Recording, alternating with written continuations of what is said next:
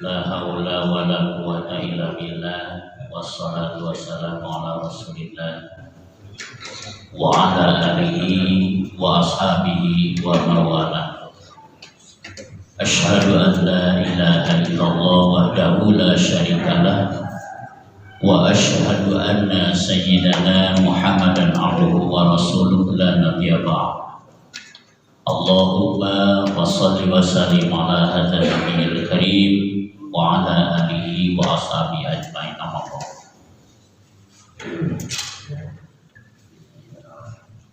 Yang saya hormati pembina kita Bapak Ustadz Doni Zakaria dan Bapak Haji Nyam Adam, yang saya hormati Bapak Ketua RW 13 dan jajarannya, juga rekan-rekan Dewan Kemakmuran Masjid Muhajirin serta jamaah sekalian, jamaah subuh mengaji yang dirahmati Allah Subhanahu wa Ta'ala. Kita bersyukur kepada Allah Subhanahu wa Ta'ala. Alhamdulillah, kita masih diberikan umur oleh Allah Subhanahu wa Ta'ala, diberikan kesempatan untuk melaksanakan berbagai macam aktivitas ibadah, khususnya ibadah sholat subuh yang dilanjutkan dengan tadarus. Juga kita bersyukur kepada Allah, alhamdulillah kita ditakdirkan oleh Allah sebagai seorang muslim yang beriman. Mudah-mudahan besok atau lusa kita diwafatkan oleh Allah pun dalam keadaan sebagai seorang muslim yang beriman. Amin ya Allah. Salawat dan salam semoga senantiasa tercurah dan terlimpahkan kepada junjungan kita Nabi akhirul zaman, khatamin nabiyyin wal mursalin, Nabi Muhammad sallallahu alaihi wasallam, kepada keluarganya, sahabat-sahabatnya, dan seluruh pengikutnya minal masyriq ilal maghrib, yang selalu patuh dan taat kepada ajarannya. Mudah-mudahan termasuk kita di dalamnya. Amin ya Allah. Ikhwatu iman yang dirahmati Allah Subhanahu wa Ta'ala, yang sama-sama mengharapkan ridho serta ampunannya. Tema yang akan disampaikan pada subuh ini yaitu jual beli dengan Allah dapat jaminan surga. Ada kerennya kalau kita berbicara surga ini. Jual beli dengan Allah dapat jaminan surga. Jual beli dengan sesama manusia mendapat jaminan yang dianggap hebat saja, bahagianya luar biasa. Betul tidak? Terutama yang yang jualan sebagai kasab. Tapi di sisi lain ada juga yang kurang yakin, tidak percaya. Memangnya kapan kita jual beli dengan Allah? Apakah benar? Jadi bermacam-macam alasannya. Lebih-lebih di zaman era kemajuan teknologi sekarang. Hadirin ikhwatu iman yang dirahmati Allah Subhanahu wa Ta'ala, pertanyaannya kapan jual belinya? Kemudian yang kedua, apa yang dijual belikan dengan Allah? Kita bisa membuka Al-Quran surat ke-9. Surat ke-9 itu surat apa? Surat At-Taubah ayat 111 sampai 112. Allah Subhanahu wa Ta'ala berfirman, A'udzubillahi minasyaitonirrajim. Bismillahirrahmanirrahim. Innallaha ashtara minal mu'minina anfusahum wa amwalahum bi anna lahumul jannah. Itu kalimat pertama. Sesungguhnya Allah membeli minal mukminin dari orang-orang mukmin anfusahum baik diri mereka wa amwalahum maupun harta mereka bi anna lahumul jannah dengan memberikan kepada mereka al-jannah surga. Yuqatiluna fi sabilillah, mereka berperang di jalan Allah, fayaqtuluna wa yuqtalun, sehingga mereka membunuh atau terbunuh.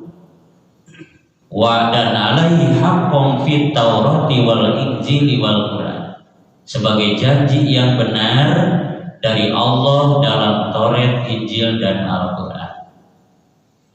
Wa man awfa bi ahdihi minallah, dan siapakah yang lebih menepati janjinya selain Allah? Fastabsiru bi bai'ikumul ladzi bay'atum bi, maka bergembiralah dengan jual beli yang telah kamu lakukan itu. Wa dzalika huwal fawzul azim, dan demikian itulah kemenangan yang agung. Itu surat At-Taubah ayat 111 dengan terjemahan bebasnya. Hadirin ikhwati iman yang dirahmati Allah Subhanahu wa taala, yang sama-sama mengharapkan ridho serta ampunan Allah.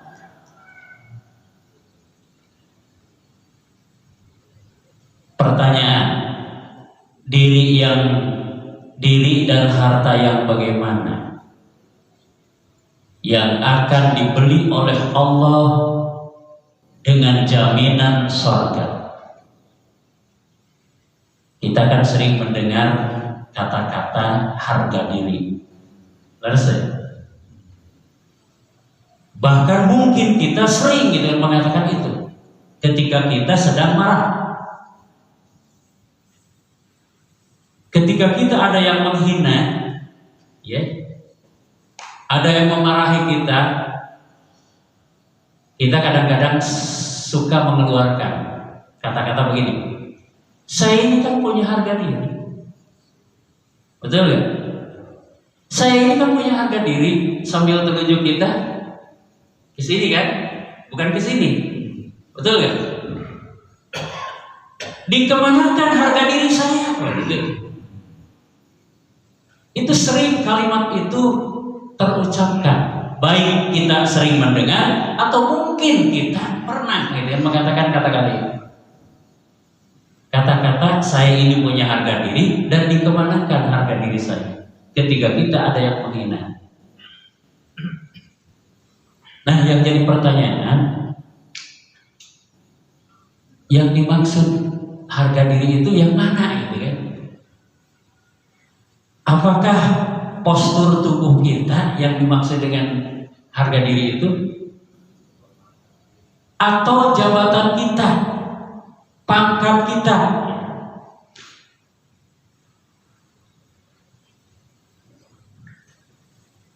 Kalau harga diri terletak pada postur tubuh kita, kita kalah oleh binatang. Ya, paling berat ya, karena postur tubuh manusia itu kan terdiri dari tulang belulang, ya, daging, kemudian ya lemak dan yang lainnya. Kalau daging yang ada pada tubuh kita itu berapa kilo kira-kira? Dibandingkan dengan daging yang ada pada tubuh sapi, gitu kan? Atau binatang yang lain, itu kalah. Kalau harga diri kita terletak pada postur tubuh. Karena tubuh kita itu, fisik kita itu, ya, besok atau lusa akan berubah. Bakal keriput, peot, betul tidak? Ya, ayo nak cenghar, gitu kan? Kulit masih kena mararanteng, besok atau lusa akan berubah. Kalau harga diri kita terletak pada jabatan, pangkat, kedudukan, Tidak ada yang memangku jabatan sampai seumur hidup, tidak ada. Apalagi di zaman sekarang ya. Paling lama itu dua periode. Nah, Bapak hadirin ikhwatul iman yang dirahmati Allah Subhanahu wa taala. Hujatul Islam Syekh Imam Al-Ghazali di dalam kitab terkenal Al-Ihya Ulumuddin menjelaskan yang dimaksud diri di sini adalah tazkiyatun nafs, kebersihan hati, ya, kesucian jiwa. Jadi bukan fisik. Dijelaskan di dalam sebuah hadis yang diriwayatkan oleh Imam Muslim, Rasulullah sallallahu alaihi wasallam bersabda, "Innallaha la yanzuru ila ajsadikum wala ila ahsabikum wala ila amwalikum wala yanzuru ila qulubikum." Innallaha, sesungguhnya Allah, la yanzuru ila ajsadikum, tidak akan melihat, tidak akan memandang postur tubuhmu, wala ila ahsabikum, dan tidak akan memandang jabatanmu, kedudukanmu, pangkatmu, wala ila amwalikum, dan juga tidak memandang harta kekayaan, walaupun harta kekayaan melimpah ruah. Bro dijuru, bro dipantau ngalayak, istilah bahasa di kampung, bro dijuru, bro dipantau ngalayak di imah babah, itu ngalayak di tengah iman, tidak akan dipandang oleh Allah Subhanahu wa taala. Wala yaqturu ila qulubikum, tetapi yang akan dipandang, akan dilihat, diperhatikan oleh Allah adalah hatimu, ya, jiwamu. Jiwamu yang bagaimana? Yang tazkiyatun nafs, kata Imam Al-Ghazali. Jadi diri yang bersih, diri yang dimaksud di sini adalah jiwa, hati yang bersih.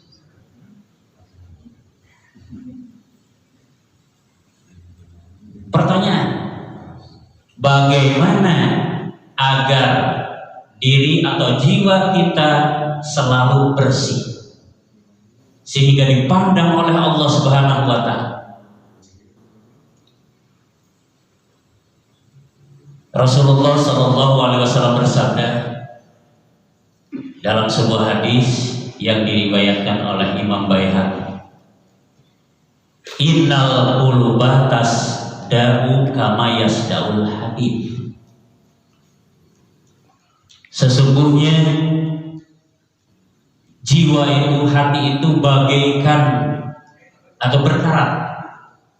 Jadi sesungguhnya hati itu berkarat, kama yasda'ul hadid, seperti berkaratnya besi.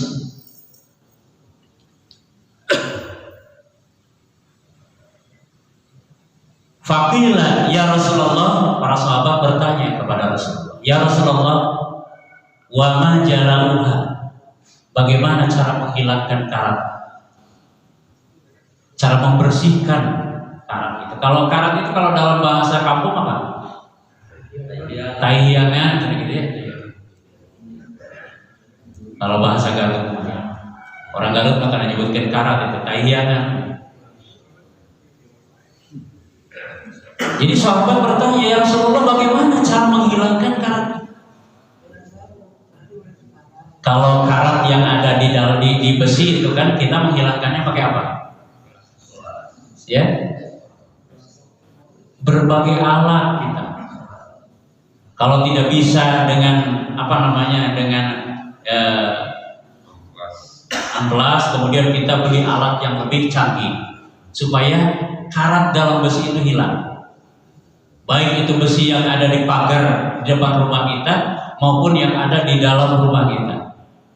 Ya, peralatan-peralatan yang ada di rumah kita berkarat, kita berusaha bagaimana supaya bersih kembali. Pernahkah kita berpikir kalau sudah membaca hadis ini, karena hati itu berkarat bagaikan berkaratnya besi, pernahkah kita berpikir bagaimana caranya agar hati kita bersih? Apabila hati kita berkarat, ya tentu saja cara membersihkannya bukan berarti amplas atau membeli alat-alat lain. Jawab Rasulullah Sallallahu Alaihi Wasallam, faqala tilawatul Quran wa zikrul maut wasilatul rahim. 3 kata Rasulullah untuk membersihkan karat di dalam hati, di dalam jiwa kita. 1, tilawatul Quran, baca Al-Quran. Dengan membaca Al-Quran itu insya Allah akan bersih. Alhamdulillah kita rutin ya 2 halaman setiap hari. Itu yang formal di masjid. Belum lagi kita membaca Al-Quran di rumah. Bahkan masih ada yang menyempatkan baca Quran di kantor di sela-sela sedang istirahat. Saya sering mendengar. Bahkan ada juga yang membaca Al-Quran ketika kita sedang mengendarai kendaraan. Walaupun mengikuti nyetel kaset.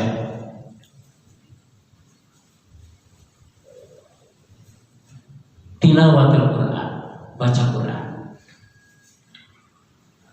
Allah Subhanahu wa taala berfirman dalam Al-Quran surat Al-Isra ayat 82, A'udzu billahi minasyaitonir rajim. Wa nunazzilu minal Qur'ani ma huwa syifaa'un wa rahmatul lil mu'minin. Dan kami turunkan di dalam Al-Quran ma huwa syifa' sebagai pengobat, sebagai obat, sebagai penyembuh, wa rahmatul lil mu'minin, dan menjadi rahmat bagi orang-orang yang beriman. Nah, ternyata keagungan Al-Quran itu luar biasa. Keagungan Al-Quran itu luar biasa. Selain memiliki nama Asy-Syifa, obat ya, yang paling mujarab. Tapi di sini jangan salah digunakan ya. Karena Al-Quran itu adalah sebagai Asy-Syifa, sebagai obat, gitu kan. Cara mengobatinya adalah Al-Quran diturun, ya. Nah, kemudian dimasukkan ke dalam gelas, ya, dikocek, kemudian diuyup. Bukan itu, dibaca. Karena kita sering membaca, ajarkan tata cara membaca kepada keturunan kita, kepada anak-anak kita, istri kita, saudara-saudara kita.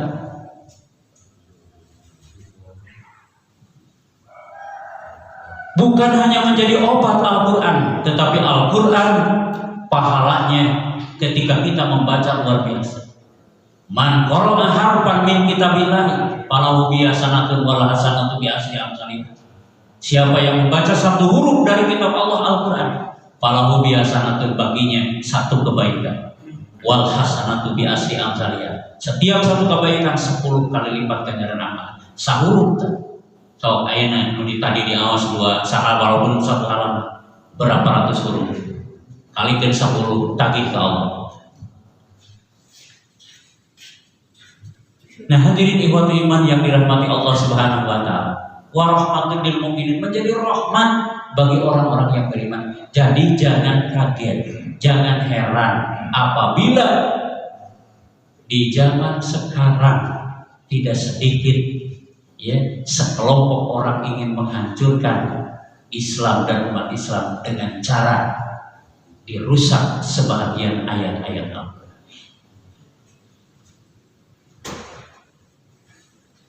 Bahkan motivasinya juga dipengaruhi bagaimana caranya agar generasi umat Islam tidak senang membaca Al-Quran.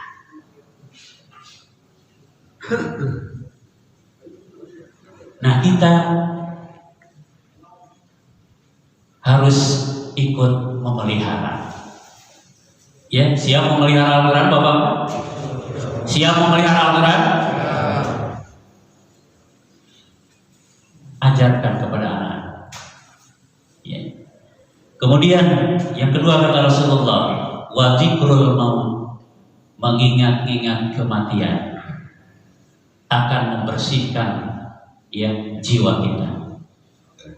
Jadi mengingat-ingat kematian akan membersihkan jiwa kita. Kita jangan sekali-kali mengatakan begini, tenang we, mal mungkin saya meninggal dunia, kan saya ini sedang sehat. Ya, kalau tetangga kita, saudara kita sedang sakit itu pasti. Tidak demikian. Bunyi ayatnya saja sudah kullu nafsin dha'iqatul maut, tiap-tiap yang bernyawa pasti mati. Berarti kalau bunyi ayatnya kullu nafsin dha'iqatul maut, berarti tidak ada yang sehat, tidak ada yang sakit, ya. Tidak ada anak muda, tidak ada orang tua, tidak ada laki-laki, tidak ada perempuan, semuanya akan mengalami. Yang sangat menyedihkan itu murid saya kemarin, Pak. Ya, dalam kondisi seperti ini. Kemarin hari Sabtu, hari Jumatnya itu olahraga futsal di halaman sekolah. Kelas 12 TITL 1. Kemarin jam 2 hari Sabtu, ya, dia itu berkunjung ke rumah temannya, nggak tahu apa ya, meninggal dunia, dibawa ke rumah sakit langsung meninggal dunia, katanya minum air dingin katanya. Minum air dingin, air dari itu mungkin dia itu sedang sakit atau mungkin dalam kondisi anurul wasma sekolah, Pak. Kenapa? Karena sekolah itu sudah 100% ya tatap muka. Ketika ada peristiwa itu, jadi bertanya-tanya. Jadi bertanya-tanya, Pak. Soksiun terkena COVID, coba. Kalau terkena COVID apa yang bakal terjadi?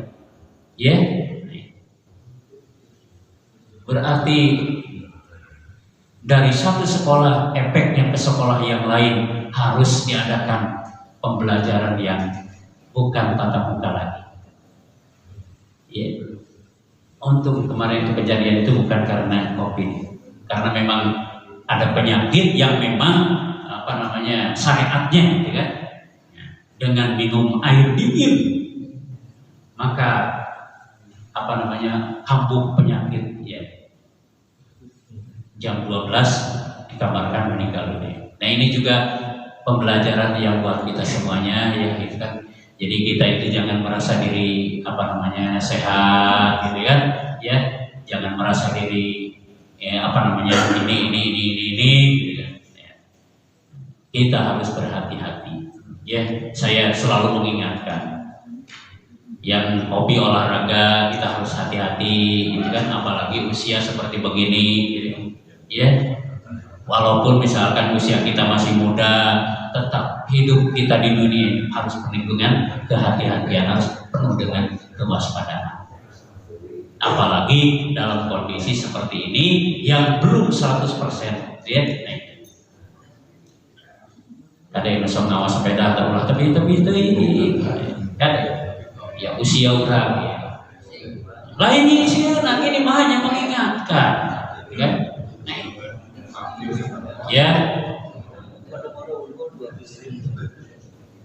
Nah, jangan sampai ke Pangalengan misalkan masih berani, gitu kan. Kemudian ke tempat yang sangat jauh, gitu kan. Saya saja di perjalanan, gitu, yang sedang mengendarai, gitu kan, melihat orang yang sudah 70 tahun naik sepeda hampir ngap-ngapan, gitu, di Nunanya, gitu, di Arjasari kemarin. Nah itu ya, jadi kita harus enjoy saja, tapi harus hati-hati, ya. Kemudian yang ketiga kata Rasulullah, yang akan bisa membersihkan jiwa hati adalah wasilaturahim. Ya, silaturahim, mendekatkan kasih sayangnya. Silaturahim sudah dijamin, itu kan. Ini saya sudah beberapa kali menyampaikan kepada ibu-ibu ataupun kepada bapak-bapak di dalam majelis taklim. Orang yang gemar bersilaturahim dijamin 4 macam oleh Allah. Yang pertama, fayuhibbu ahlu, dicintai keluarganya. Yang kedua, yuwasam alaihi rizqi, dilapangkan rezekinya oleh Allah. Wa yujadu bi ajrihi, yang ketiga, dipanjangkan umurnya oleh Allah. Yang keempat, wa yudkhilul jannah, dimasukkan ke dalam surganya Allah. Walaupun poin nomor 3 banyak yang protes ke saya. Ustaz, tadi yang dikatakan orang yang gemar bersilaturahim karena wa yujadu bi ajrihi, dipanjangkan umurnya. Buktinya keluarga saya rajin silaturahim meninggal. Berarti itu bohong, Ustaz. Yang dimaksud wa yujadu bi ajrihi dipanjangkan umur bukan berarti bilangan umurnya, tetapi nama baiknya akan terkenang sepanjang masa. Ya. Walaupun yang bersangkutan sudah tidak ada, tapi nama baiknya terus. Nabi Muhammad SAW, ya, semasa beliau hidup sampai sekarang, ya, udah berapa tahun, ya, udah berapa ratus tahun, ya, nama beliau terus disebut-sebut. Jangankan sebagai seorang nabi dan rasul, ya, junjungan kita semuanya pahlawan saja, gitu kan. Di sini nih ada pahlawan Muhammad Toha. Kalau Muhammad Toha kapukul, tukang mabok, tukang judi, tukang zina, mungkin diabadikan sampai sekarang. Betul tidak? Jangankan sebagai seorang pahlawan, itu tokoh masyarakat aja. Kita sering gitu kan ke Jalan Gang Haji Kurdi, ya. Gang Haji Kurdi terkenal. Tidak mungkin kalau beliau semasa hidupnya tukang mabok, tukang judi, tukang zina dan lain sebagainya. Nah, kita pun semasa hidup di dunia ini baik amal kebaikan kita, insya Allah. Walaupun kita sudah tidak ada, akan dikenang kebaikan minimal oleh keluarga kita. Ya, oleh keluarga kita. Bahkan orang yang baik amalnya, jiwanya bersih, sehat kolbunya, gitu ya, insya Allah. Ketika meninggal dunia, pada ngedoakeun.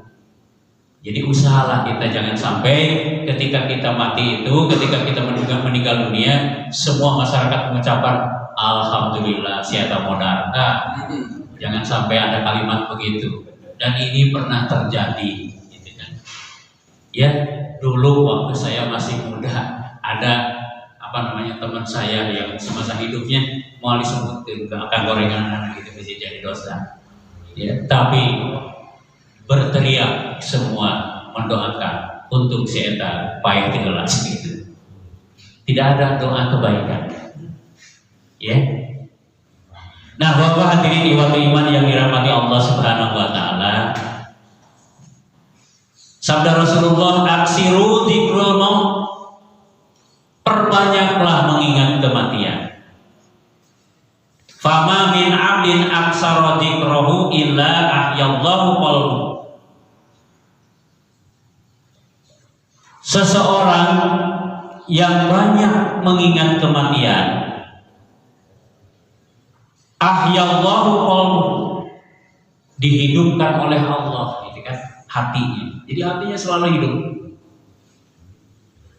jiwanya selalu hidup. Wa hawana alaihil maut, dan ketika proses kematiannya diringankan oleh Allah Subhanahu wa taala. Subhanallah, gitu ya.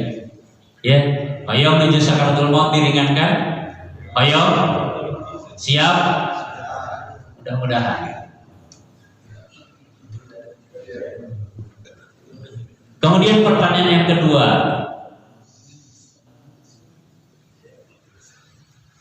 harta yang bagaimana yang akan dibeli oleh Allah Subhanahu wa taala? Al-malu ishtara bi anna lahumul jannah. Harta yang bagaimana? Harta itu bisa berupa rumah, ya, bisa berupa tanah, bisa berupa uang, gitu kan ya? Ya, karena harta itu adalah secara fisik dapat dilihat. Ya, tentu saja harta yang akan dibeli oleh Allah Subhanahu wa taala, harta yang digunakan untuk kepentingan di jalan Allah Subhanahu wa taala. Mudah-mudahan harta yang kita miliki pemberian Allah Subhanahu wa taala yang kita sisihkan sebahagian untuk kepentingan di jalan Allah dengan zakat, infak dan sedekah menjadi amal kebaikan kita, dan Allah mengganti dengan pahala yang berlipat ganda. Amin ya Allah ya Rabbal. Sabda Rasulullah, zilul mu'mini yaumal qiyamati shadaqatuh. Naungan pada hari kiamat, ya, bagi seorang mukmin adalah sedekahnya. Jadi sedekah itu menjadi naungan, Pak. Menjadi payung, pelindung, itu sedekah. Di dalam hadis yang lain yang diriwayatkan oleh Imam Tirmidzi, Rasulullah bersabda, "Hasinu amwalakum bizakat wa daw mardukum bisadaqah." Bentengi hartamu dengan zakat. Wadaw mardukum bisadaqah, dan obati orang-orang yang ada di sekeliling kita yang tidak mampu dengan sedekah. Jadi sedekah itu selain sebagai benteng juga sebagai obat yang bisa menenangkan, menenteramkan orang-orang yang sulit, orang-orang yang sempit rezekinya dari Allah Subhanahu wa taala. Mudah-mudahan kita semuanya dengan sedekah, ya, jadi obat dan jadi penenang jiwa kita, ya. Jadi penenang jiwa kita. Ikhwatu iman yang dirahmati Allah Subhanahu wa taala, yang sama-sama dirahmati Allah, yang sama-sama dimuliakan Allah, dan sama-sama mengharapkan ridho serta maghfirah Allah Subhanahu. Pertanyaan, siapa saja ciri orang-orang yang akan dibeli oleh Allah Subhanahu wa taala bi anna lahumul jannah itu? Dan ini dijelaskan oleh Allah Subhanahu wa taala di dalam Al-Qur'an surat At-Taubah ayat 112-nya. Kalau tadi ayat 111, ya. Ayat 112 di antaranya adalah at-taibunal abidunal hamiduna sa'ihun ar-raqi'una sajidunal amiruna bil ma'ruf wan nahuna 'anil munkar wal hafiduna li hududillah. Jadi ada 7 ciri orang yang akan dibeli oleh Allah Subhanahu wa taala dengan surga. To be continue, lamun dijelaskan ayeuna sadayana kasihan. Ya, siang rezeki tos ngantos di luar. Ya. Nah, yang jelas silaturahim yuwasaw alaihi rizqihi, dilapangkan rezeki oleh Allah Subhanahu wa taala. Walaupun di benak kita rezeki itu adalah duit, makanan, itu tidak salah, ya. Alhamdulillah. Terima kasih yang sudah menyediakan konsumsi, ya, setiap minggu pagi. Mudah-mudahan jadi amal kebaikan dan juga amal kebaikan kita semua. Itu saja yang bisa disampaikan, ya. Terima kasih atas perhatiannya. Mohon maaf atas segala kekurangannya, ya. Ayat yang ke-112-nya to be continue, nanti dijelaskan pada kesempatan yang lain, ya.